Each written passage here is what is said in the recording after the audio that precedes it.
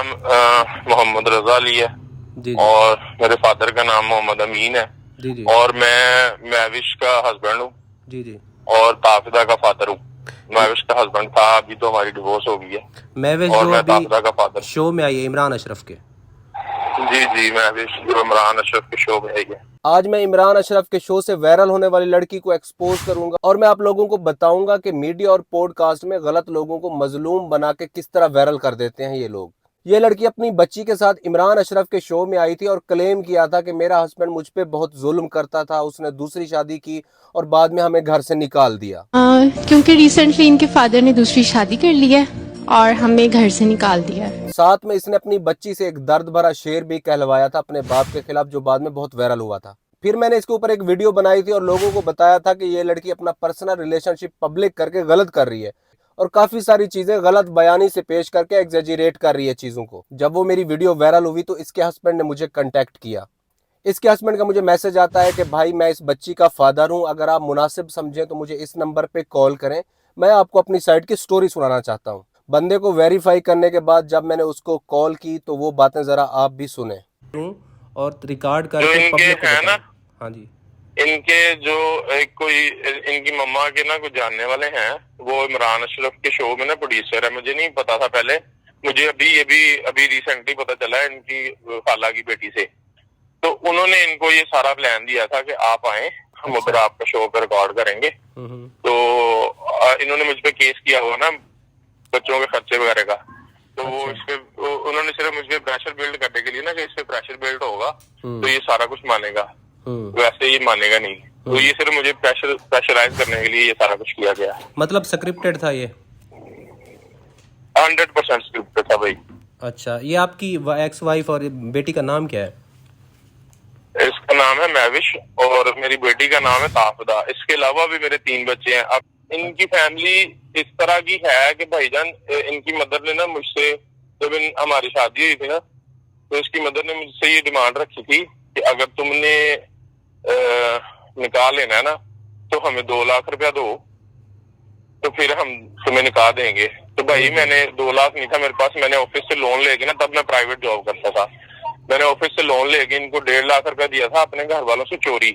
क्योंकि घर वालों को पता नहीं था ना कि मैं क्या सीन चल रहा है, क्योंकि मैं तो लव मैरिज कर रहा था। तो मैंने घर वालों से मतलब ऑफिस से लोन लेके इनको 1.5 लाख रुपया दिया था, फिर उन्होंने निकाह करवाया था हमारा। इतनी इनकी स्ट्रॉन्ग फैमिली है और इसका फादर भी नहीं है। इसकी मदर की भी, इनकी शादी, इसकी मदर की और इसके फादर की डिवोर्स, इसकी मदर की 3 टाइम डिवोर्स हो चुकी हुई है। मतलब पहले इनके फादर थे, उसके बाद वो किसी और बंदे से इनका हुआ, उधर से इनको डिवोर्स हुई, और अभी तीसरे बंदे से इनको रिसेंटली ना पिछले दो साल पहले इनको डिवोर्स हुई है।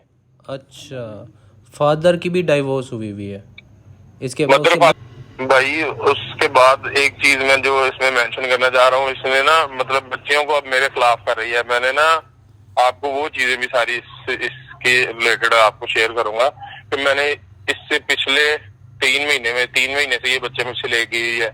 मैंने इससे पिछले 3 महीने में हाथ जोड़ के मिन्नतें करके ये की है कि मुझे बच्चों से एक दफा मिलवा दो, और मुझे ये हर दफा यही कहती है कि बच्चों से आपको नहीं मिलवाना, अदालत जाओ, मैं तुम्हें सारी जिंदगी बच्चों की शक्ल भी नहीं देखने दूंगी। अच्छा। और उसके बाद मैं अच्छा फादर हूँ या बुरा फादर हूँ, ये अगर आप कभी आपको ताफिदा से 1-on-1 आपकी मुलाकात हो या आपसे उससे कभी बात हो तो आप उससे पूछिएगा कि मैंने उस बच्ची के लिए, मेरी भाई 50,000 सैलरी थी और वो जिस स्कूल में बच्ची पढ़ रही थी ना 18,000 रुपया उसकी फीस थी।